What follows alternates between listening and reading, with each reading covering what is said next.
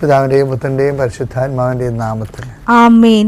ഇന്ന് സെപ്റ്റംബർ 8 തിങ്കളാഴ്ച നമുക്ക് പ്രാർത്ഥിക്കാം. അമ്മേ പരിശുദ്ധമ്മേ, അമ്മേ പരിശുദ്ധമ്മേ, ദൈവമാതാവേ, കൃപാസനത്തിലൂടെ ഞങ്ങൾക്കും ഞങ്ങളുടെ ദേശത്തിനും അമ്മ മധ്യസ്ഥം തേടി തന്ന എല്ലാ അനുഗ്രഹങ്ങൾക്കും കൃപകൾക്കും ഞങ്ങളിപ്പോൾ ഹൃദയം നിറഞ്ഞ നന്ദി പറയുന്നു. അമ്മേ പരിശുദ്ധമ്മേ, ദൈവമാതാവേ, 2004 ഡിസംബർ 7 ഉച്ച കഴിഞ്ഞ് 2:30 കൃപാസനത്തിൽ സംഭവിച്ച അമ്മയുടെ പ്രത്യക്ഷപ്പെടലിനെ കുറിച്ച് തിരുസഭയ്ക്ക് സമർപ്പിച്ചിരിക്കുന്ന പഠനരേഖകളുടെ മേൽ സഭാത്മകമായ പഠനം ആരംഭിക്കുവാൻ ഞങ്ങൾ പ്രാർത്ഥിക്കുന്നു.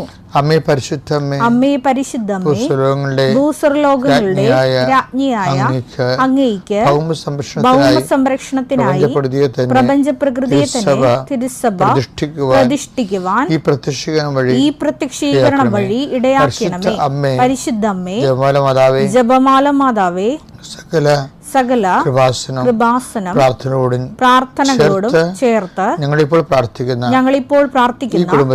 ഈ കുടുംബത്തിന്റെ പ്രത്യേക നിയോഗം. ഇന്നത്തെ നിയോഗം പറ മക്കളെ.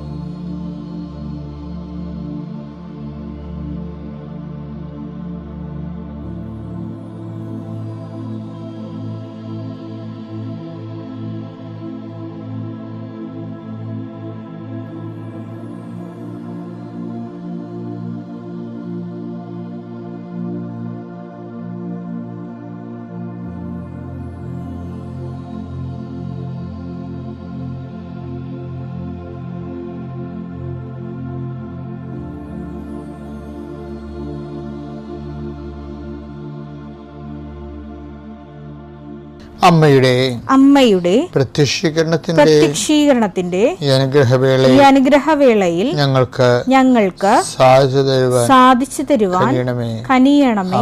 ആമേൻ. വിശ്വാസ പ്രമാണം.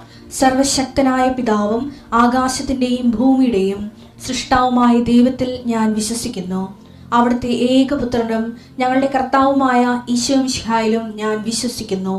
ഈ പുത്രൻ പരിശുദ്ധാത്മാവിനാൽ ഗർഭസ്ഥനായി കന്യകാമറിയത്തിൽ നിന്ന് പിറന്ന് പൊന്തിയോസ് പീലാത്തോസിന്റെ കാലത്ത് പീഡകൾ സഹിച്ച് കുരിശിൽ തറയ്ക്കപ്പെട്ട് മരിച്ച് അടക്കപ്പെട്ട് പാതാളങ്ങളിൽ ഇറങ്ങി മരിച്ചവരുടെ ഇടയിൽ നിന്ന് 3-ാം നാൾ ഉയർത്ത് സ്വർഗത്തിലേക്ക് എഴുന്നള്ളി സർവശക്തിയുള്ള പിതാവായ ദൈവത്തിന്റെ വലതുഭാഗത്തിരിക്കുന്നു. അവിടെ നിന്ന് ജീവിക്കുന്നവരെയും മരിച്ചവരെയും വിധിക്കുവാൻ വരുമെന്നും ഞാൻ വിശ്വസിക്കുന്നു. പരിശുദ്ധാത്മാവിലും ഞാൻ വിശ്വസിക്കുന്നു. വിശുദ്ധ കത്തോലിക്കാ സഭയിലും പുണ്യവാന്മാരുടെ ഐക്യത്തിലും പാപങ്ങളുടെ മോചനത്തിലും ശരീരത്തിന്റെ ഉയർപ്പിലും നിത്യമായ ജീവിതത്തിലും ഞാൻ വിശ്വസിക്കുന്നു. ആമേൻ. സ്വർഗ്ഗസ്ഥനായ ഞങ്ങളുടെ പിതാവേ, അങ്ങയുടെ നാമം പൂജിതമാകണമേ. അങ്ങയുടെ രാജ്യം വരണമേ. അങ്ങയുടെ തിരുമനസ് സ്വർഗത്തിലെ പോലെ ഭൂമിയിലും ആകണമേ. അന്നു വേണ്ടുന്ന ആഹാരം ഇന്ന് ഞങ്ങൾക്ക് തരണമേ. ഞങ്ങളോട് തെറ്റ് ചെയ്യുന്നവരോട് ഞങ്ങൾ ക്ഷമിക്കുന്നത് പോലെ ഞങ്ങളുടെ തെറ്റുകൾ ഞങ്ങളോടും ക്ഷമിക്കണമേ.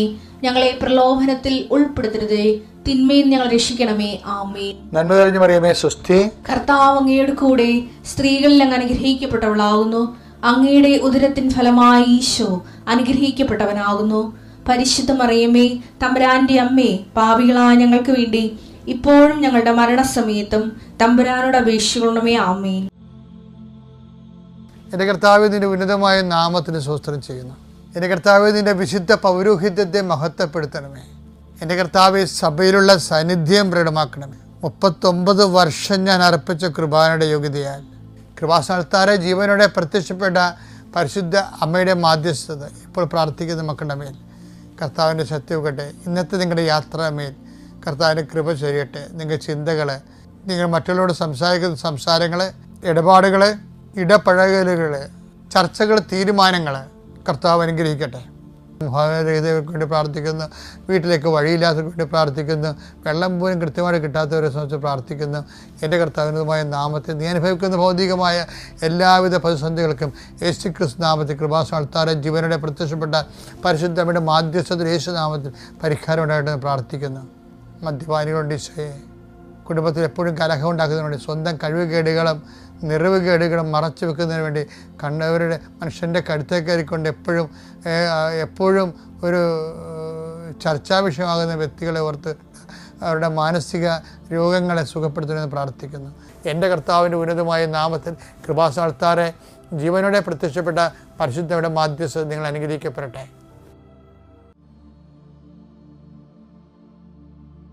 ലുക്ക 13:21 വായിച്ചേ. ഒരുവൻ അവനോട് ചോദിച്ചു, കർത്താവേ, രക്ഷ പ്രാപിക്കുന്നവർ ചുരുക്കമാണോ? എന്താ കാര്യം അറിയാവാ? ആർക്കും മുമ്പോട്ട് വചനമുണ്ട് അവിടെ, അത് വായിച്ചേ. അതിന്റെ മുകളിലുള്ള വചനം വായിച്ചേ. പട്ടണങ്ങളിലും ഗ്രാമങ്ങളിലും പഠിപ്പിച്ചുകൊണ്ട് അവൻ ജെറുസലേമിലേക്ക് യാത്ര ചെയ്യുകയായിരുന്നു. അപ്പൊ ഈ യാത്ര മുഴുവനും കൂടെ കക്ഷികളാ നിൽക്കണത്. പട്ടണങ്ങളിലും ഗ്രാമങ്ങളിലും ചുറ്റും കർത്താവുമായിട്ട് വളരെ ആ കർത്താവിൻ്റെ വചനത്തിൽ ഇങ്ങനെ നിർവൃതി കൊണ്ട് അഭിഷേകം പ്രാപിച്ച ഒരു ആളാണിത്. എല്ലാ ഗ്രാമങ്ങളിൽ ചെല്ലുമ്പോഴും ഇയാളുണ്ടാവും, പട്ടണത്തിൽ ചെല്ലുമ്പോൾ ഇയാളുണ്ടാവും. എല്ലാം കൂടി കേട്ടിട്ട് അവസാനം കർത്താവിനോട് ഡയറക്റ്റ് ചോദിക്കാൻ പറ്റുന്ന ഒരു സാധാരണ മനുഷ്യനാണ്. കേട്ട് കർത്താവുമായിട്ട് നല്ല അടുപ്പമായി കഴിഞ്ഞപ്പോൾ ഒരു ഓർഡിനറി മാനാണ്. പക്ഷേ ഈ ഓർഡിനറി മാൻ്റെ കുഴപ്പം എന്താണെന്ന് പറഞ്ഞാൽ ഇയാൾ എല്ലായിടത്തും കർത്താവ് ചില സ്ഥലത്തും എല്ലാം ഉണ്ടാവും. കർത്താവിൻ്റെ പ്രസംഗത്തോട് ഭയങ്കര ഇഷ്ടമാണ്. അങ്ങനെ രാത്രിയും പകലും നാട്ടിലും നഗരത്തിലുമൊക്കെ ഇയാളെ കാണും. അങ്ങനെ ഈശോയോട് ഡയറക്റ്റ് സംസാരിക്കാൻ പറ്റുന്ന രീതിയിൽ അയാൾ അവസാനം ആത്മാർത്ഥമായിട്ട് വിളിച്ച് ചോദിക്കും, കർത്താവേ, ഞാൻ നിൻ്റെ കൂടെ ഈ ദിവസങ്ങളിലൊക്കെ ഉണ്ടായിരുന്നു, എല്ലാം കൊതിയോടുകൂടി കേട്ടു. അപ്പം എനിക്ക് മനസ്സിലായത് രക്ഷപ്പെടുന്ന ആൾക്കാർ ചുരുക്കമാണെന്നാണ്. ശരിയാണോ? ഞാൻ മനസ്സിലാക്കിയ ശരിയാണോ? എന്താ ഈശോ പറയണമെന്ന് മടി?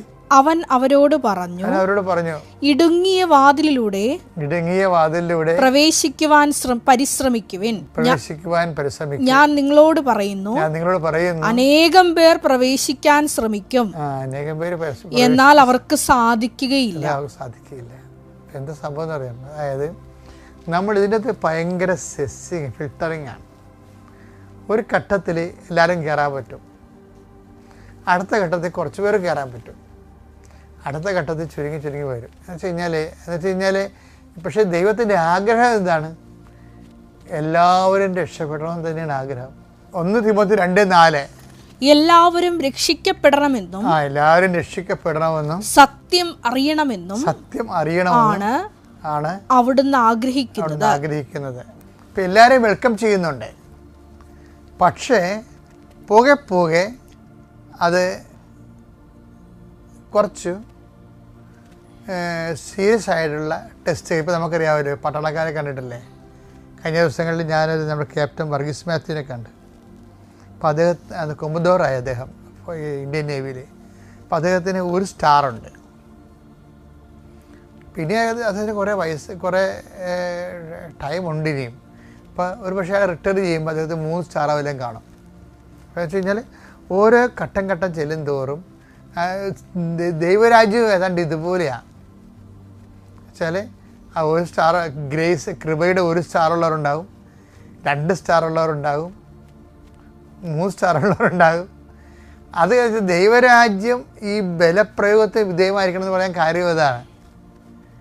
ഇപ്പോൾ ഓരോരോ ഘട്ടം ചെല്ലുന്തോറും നമുക്ക് പുതിയ ശക്തിയും പുതിയ കൃപയും, അല്ലാതെ ആദ്യത്തെ സിലബസ് തന്നെയല്ല പിന്നെ ഫോളോ ചെയ്യണത്. സിലബസ് ഇങ്ങനെ മാറിക്കൊണ്ടിരിക്കും. അപ്പോൾ നിങ്ങൾ പറയും, അയ്യോ പണ്ട് വിജയകുമാർ എന്നോട് പറയുമായിരുന്നു, എന്താണ് അച്ഛാ problems are always in queue എന്ന് പറയും. Problems are always in queue, അത് ശരിയാണ്. അപ്പോൾ നമ്മളൊക്കെ ഇങ്ങനെ ഓരോ സമയത്ത് ഇങ്ങനെ ടെസ്റ്റ് ഉണ്ടായിക്കൊണ്ടിരിക്കും. ആ ടെസ്റ്റ് അനുസരിച്ചുകൊണ്ട് നമുക്ക് ഇങ്ങനെ സ്റ്റാർ എണ്ണം കൂടിക്കൊണ്ടേയിരിക്കും. അത്യപൂർവ ദൈവാനുഭവങ്ങൾ ഇനി നിങ്ങൾക്കും സ്വന്തം. ഈ യൂട്യൂബ് ചാനൽ ഇതുവരെ സബ്സ്ക്രൈബ് ചെയ്തിട്ടില്ലെങ്കിൽ ഇപ്പോൾ തന്നെ സബ്സ്ക്രൈബ് ചെയ്യുക. ഈ വീഡിയോ ഇപ്പോൾ തന്നെ നിങ്ങളുടെ സുഹൃത്തുക്കൾക്ക് ഷെയർ ചെയ്തുകൊണ്ട് കർത്താവിൻ്റെ പ്രേക്ഷിതരാകുക.